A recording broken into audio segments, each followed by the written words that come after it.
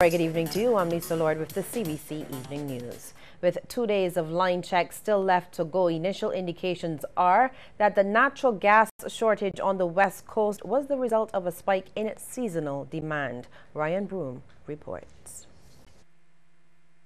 In an interview with CBC News, Acting General Manager Birchmore Scanterbury says between 2 in the afternoon on Sunday and 5 on Monday morning, workmen walked the line from the Bell and the Ivy to Ammon Beach.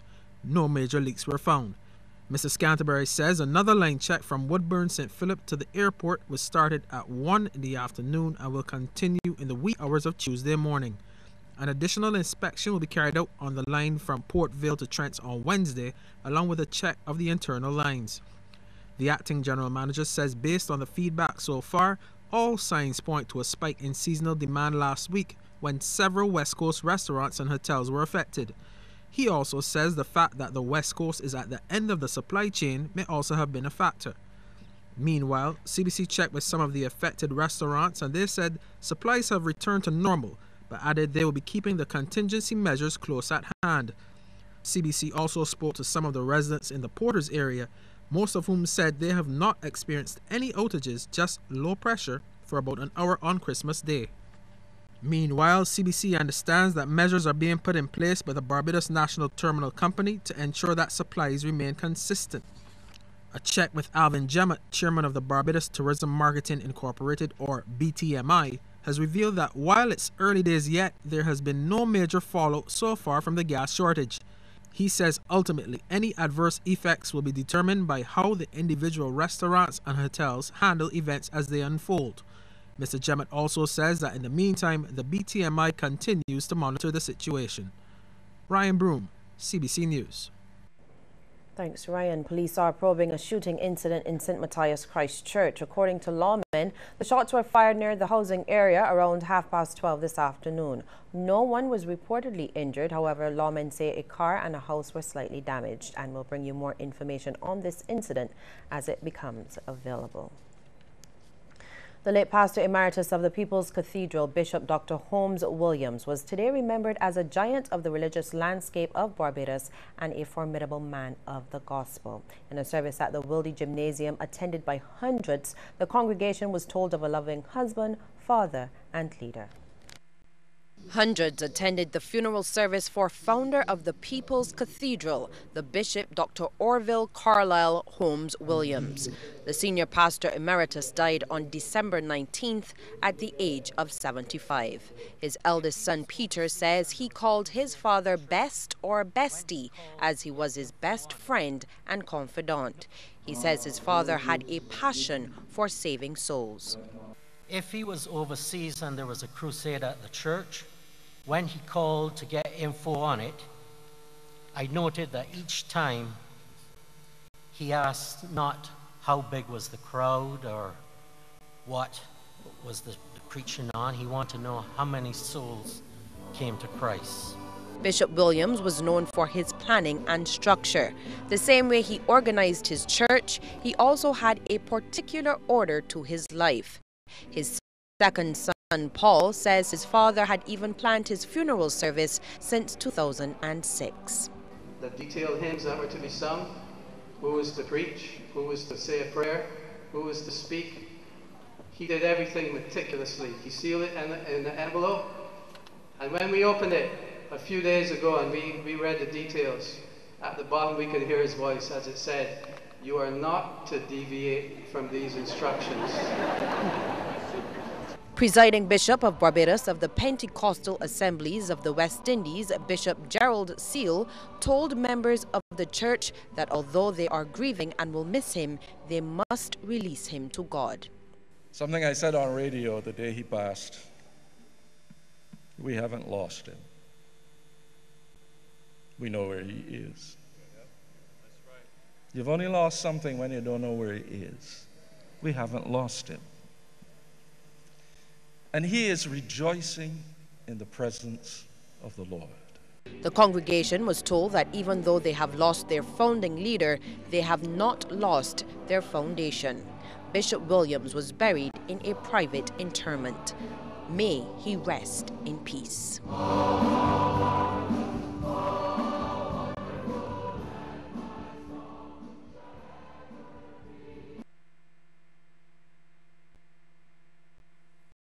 And we'll have more news after the break, but first we want to get your take on this question.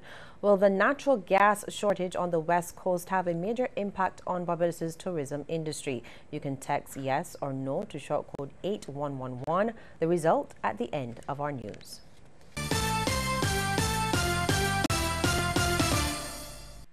Most wonderful time of the year at Brankers on Fontebelle. And Brankers wants to give you the best prices for Christmas. A brand new shipment of 8x8 decorative glass blocks at the amazing low price of $6.50 each. 16x16 ceramic floor tiles, $2.79 each. 17x17 ceramic floor tiles, $3.49 each. 18x18 ceramic floor tiles, $3.69 each. And 24x24 porcelain floor tiles from $15.99 each. Make your home the envy of your friends this Christmas. Hurry down to Brankers on Fontebelle, where affordable luxury lives. Brankers wishes its many friends and customers a very blessed Christmas.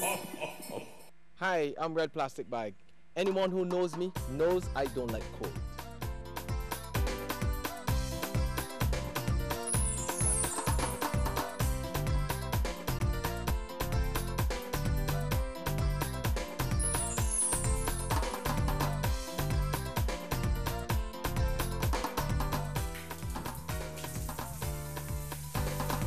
Sunshine reigns in my country. I love it. It's your sun power.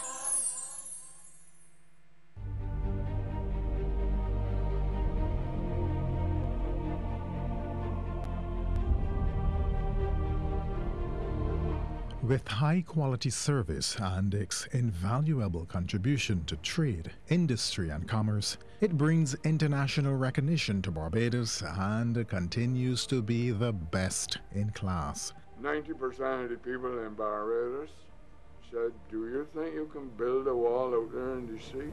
As fast as you build it, the sea is going to knock it down. Well, it's been there now 50 years, and as far as I know, it's still standing there. And the port now became a center of industrial activity in Barbados. This is the story of Barbados' sea portal, the port of Bridgetown, and it's coming soon to CBC TV8.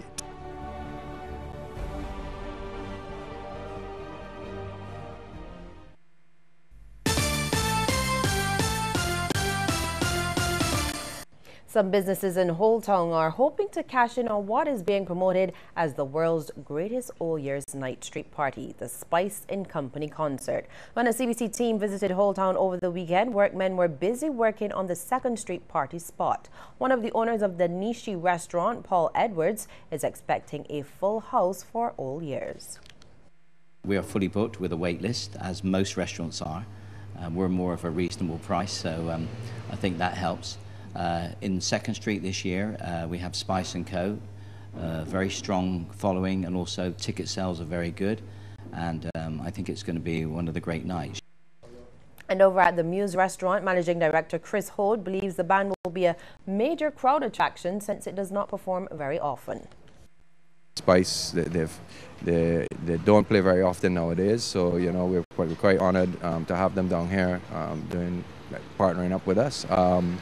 You know, it's the interest seems really good from like the hotels and stuff, and the general tourists and whatnot around the area, and locals alike. I think it's going to be a really good night.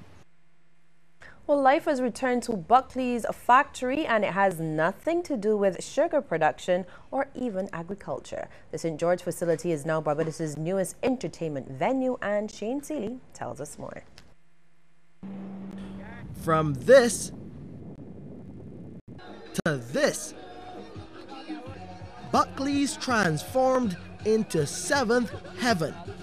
The Barbados Agricultural Management Company rented the property to the Limers crew for the production, and they've brought this new concept to life using the old sugar factory as a backdrop for the premium event, which attracted hundreds of patrons. Buckley's Sugar Factory, like many of the sugar factories across the island, unfortunately are now dormant.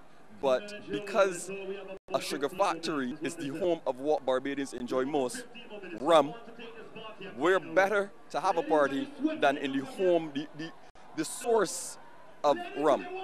And that is why a sugar factory. Buckley specifically because of its location. We have the one of the most beautiful views in the background, even though it's nighttime, it's still extremely picturesque, the St. George Valley. And then this lovely old building here, it's well lit, and it just lends to an extremely, as Tricia said, euphoric environment. And co-owner of Limers, Tricia Yearwood, says the concept using Buckley's has captured the attention of several sponsors and major brands. We want our sponsors to have spotlight. So Mount Gay decided they want to do a nice premium bar. So did Stoli and so did Johnny Walker. So we gave them the room to set that up. So that our patrons, when they walk in, they feel that they're walking into an all-inclusive event. And some popular faces were in the house giving their take on the new entertainment venue. Since the factory is closed, it's still good that you find something to do with the actual venue.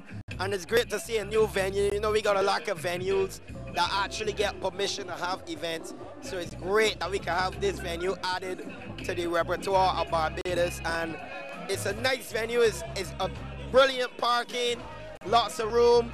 It's a good ambience. So yeah, I expect a lot more events to come here, especially during crop over and so on. I think it's a great location. I think it's a great event. It brings out, you know, a lot of mature people, all different types of music, and I believe that it's a great event. I mean, you have to use different locations for different events.